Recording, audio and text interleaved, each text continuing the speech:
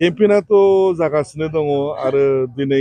final उइड्रलनि दिनखौ नेदों बिसोरो केन्डिडेटखौ अफिसियेलि डिक्लेयार खालामगोन दाहाय बेलासियाव 4टायाव बन्द होगोन जोंनियाथ' सोलिबाय थादों रायजो राजाफ्रा लैहोर लैहोर दङ जोंजोंनो बिर'धिफ्राबो बिराद फैदों इपिपिएलनि बहुत सोद्रोमाफ्रा जोंजों कन्टेक्टआव दङ बिजेपिनि दङ कंग्रेसनि दङ माने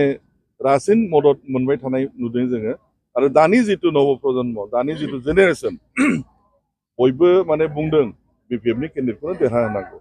लोगोबो लाबाय आरो सिं मोनसे स्ट्रेटेजिबो जाबाय थादों देरहागोन जोङो निर्मल कुमार बिथाङा गावखौ 100% देरहाबाय होननानै बेखौ बयबो बुङो बेबादिखौ बयबो बुङो काउन्टिंसिम नायदो काउन्टिंआव सोर देरहायो नुहैगोन रायजोनिसिम माबे इस्युखौ लानानै टिफिन खालामो इस्यु आङो बेबायदि बिराद गिदिर नैबेखौ मावगोन बेखौ मावगोन आं बेबायदि आं खोथा होनाय नङा दा देरहाखांनायनि उनाव प्रायरिटि बेसिसआव रायजोफोरनि उपदेश लानानैनो आङो मावलांगोन प्रायरिटि बेसिसआव